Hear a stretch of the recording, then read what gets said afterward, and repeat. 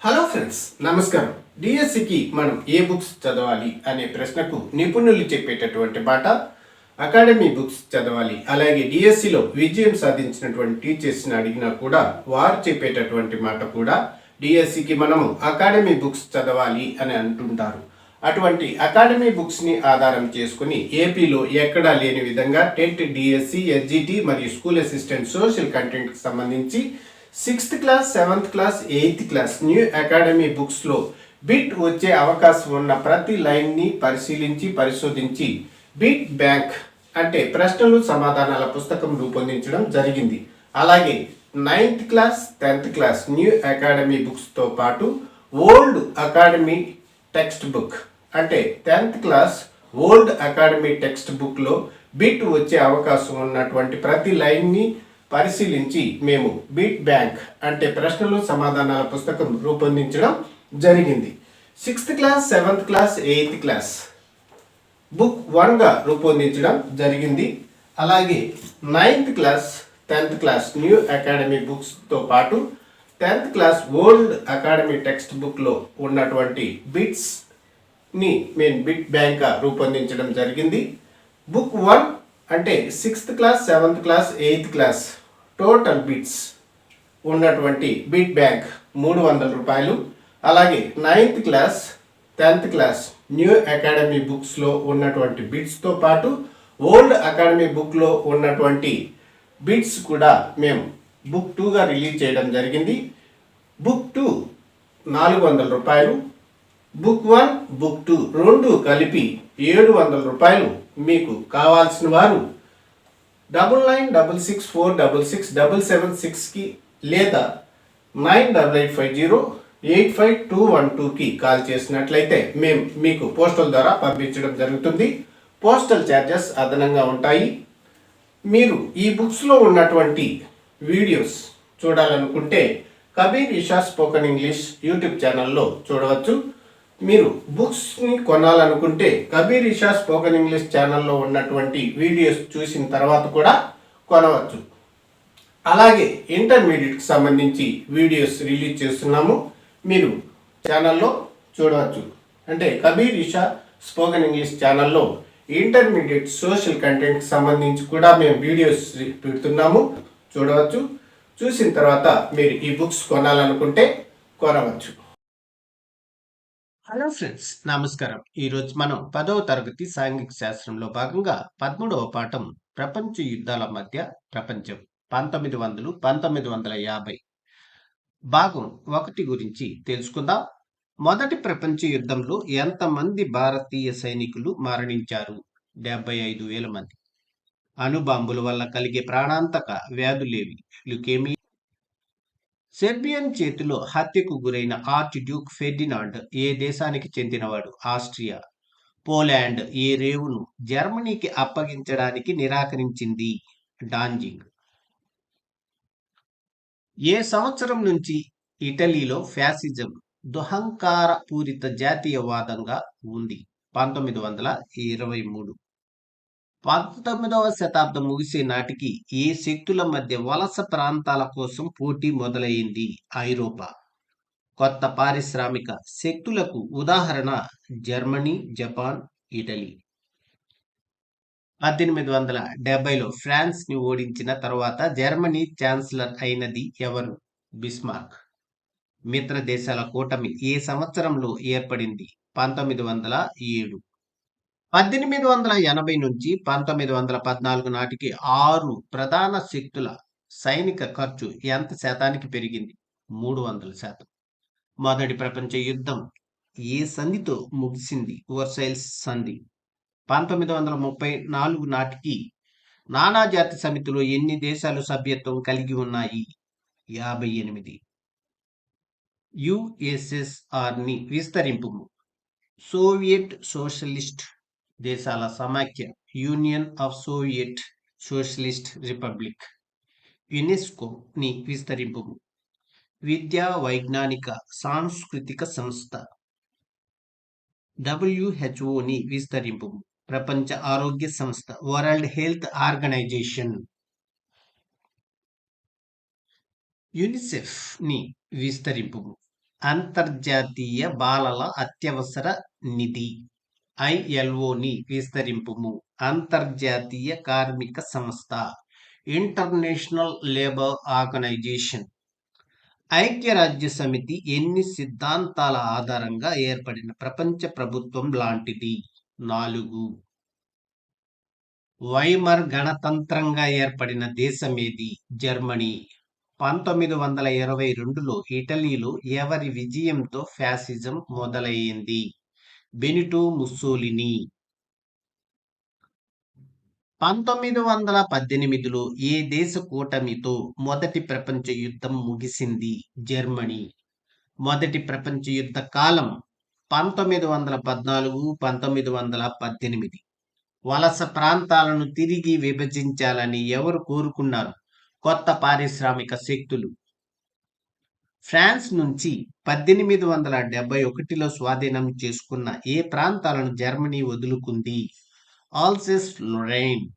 భవిష్యత్తులో యుద్ధాలను నివారించడానికి మొదటి ప్రపంచ యుద్ధం తర్వాత ఏర్పాటైన ప్రపంచ సంస్థ ఏది? నానాజాతి సమితి.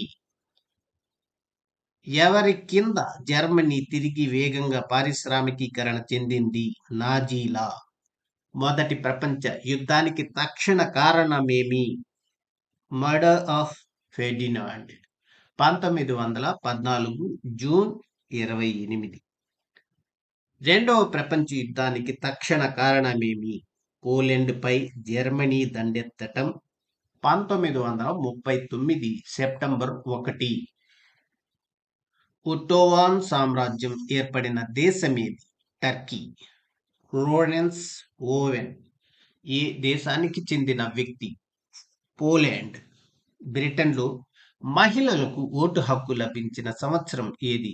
1918. ఐక్యరాజ్య సమితి ఏ సంవత్సరంలో స్థాపించారు? 1945. రెండవ ప్రపంచ యుద్ధం ఎప్పుడు ముగిసింది? 1945 ఆగస్టు. రెండవ ప్రపంచ యుద్ధానికి ప్రధాన కారకుడు ఎవరు? హిట్లర్. జర్మనీ, జపాన్, ఇటలీ, ఫ్రాన్స్లో భిన్నమైన దేశమేది? ఫ్రాన్స్.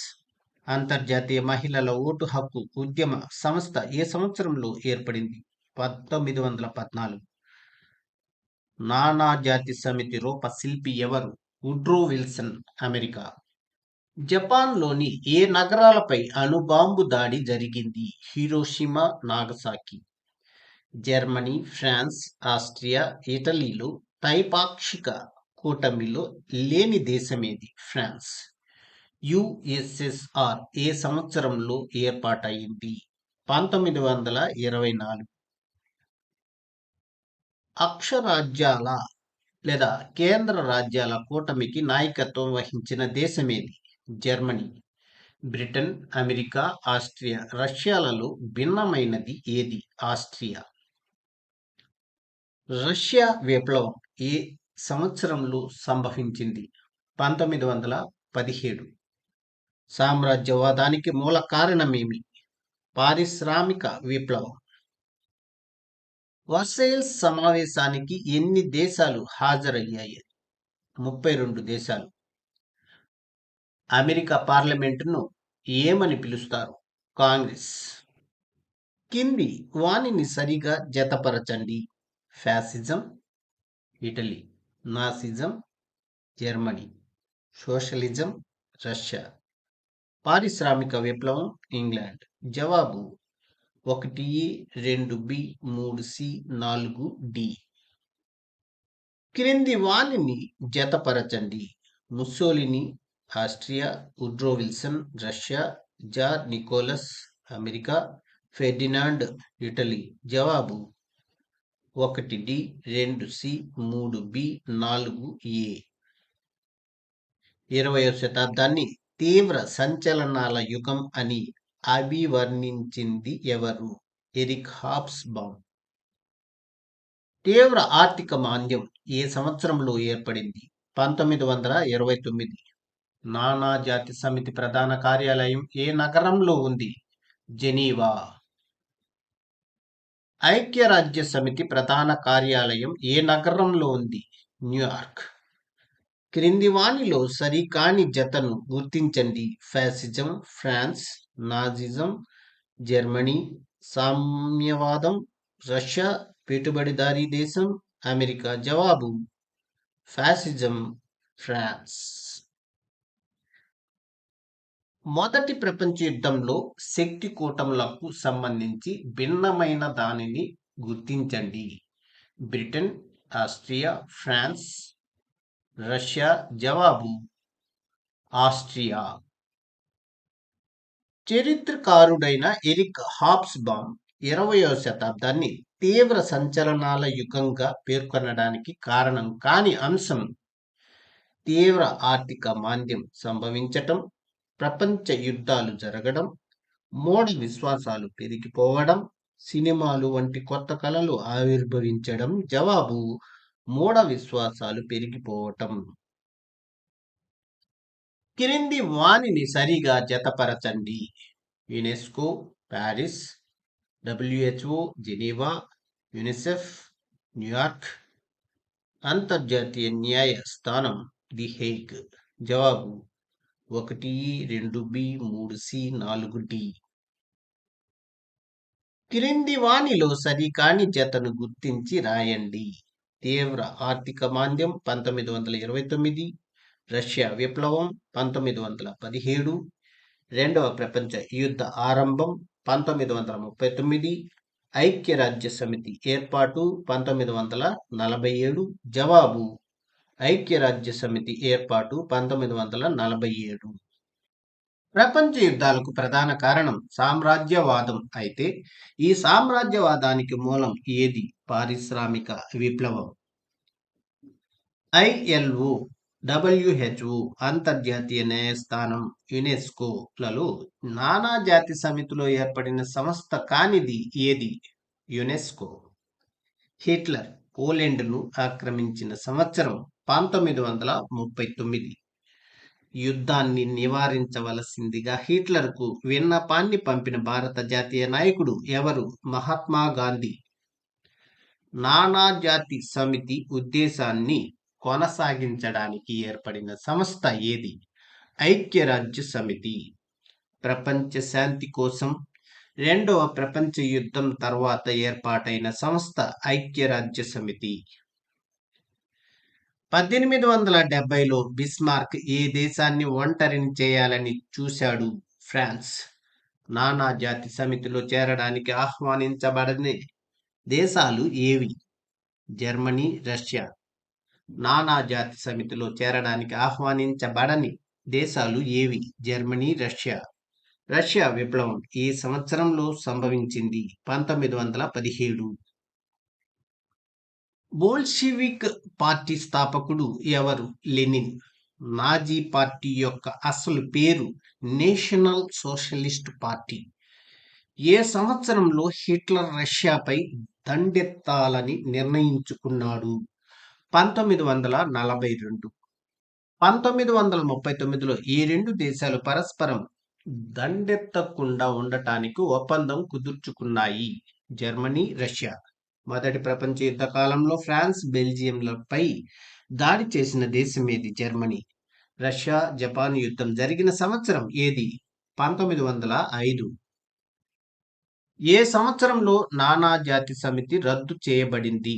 1946. ఆస్ట్రో హంగేరియన్, ఒట్టోమాన్ సామ్రాజ్యాలను విచ్ఛిన్నం చేసిన సంధి ఏది? వర్సైల్స్. స్పెయిన్లో జనరల్ ఫ్రాంకో అధికారంలోకి వచ్చిన సంవత్సరం 1939. ఏ సంవత్సరంలో హిట్లర్ అతడి నాజీ పార్టీ అధికారంలోకి వచ్చింది? 1933. రష్యా, ఫ్రాన్స్, బ్రిటన్లు 3 మిత్ర దేశాల కూటమిగా ఏ సంవత్సరంలో ఏర్పడ్డాయి? 1907. 1880 నుంచి 1914 నాటికి Germany, Russia, Austria, Italy, France, Britain దేశాల సైనిక ఖర్చు 190 మిలియన్ పౌండ్ల నుంచి ఎంతకు పెరిగింది? 397 మిలియన్ పౌండ్లకు. ఈ శతాబ్దం ముగిసే నాటికి ఐరోపా శక్తుల మధ్య వలస ప్రాంతాల కోసం పోటీ మొదలయ్యింది. 19వ శతాబ్దం. 1871లో ఏ దేశం నుండి స్వాధీనం చేసుకున్న అల్వాస్ లొరైన్ వంటి ప్రాంతాలను జర్మనీ వదులుకుంది? ఫ్రాన్స్. ప్రపంచ యుద్ధాల్లో మరణించిన వాళ్ళల్లో అధిక శాతం మంది ఎన్ని సంవత్సరాలలోపు వారున్నారు? 40 ఏళ్లలోపు.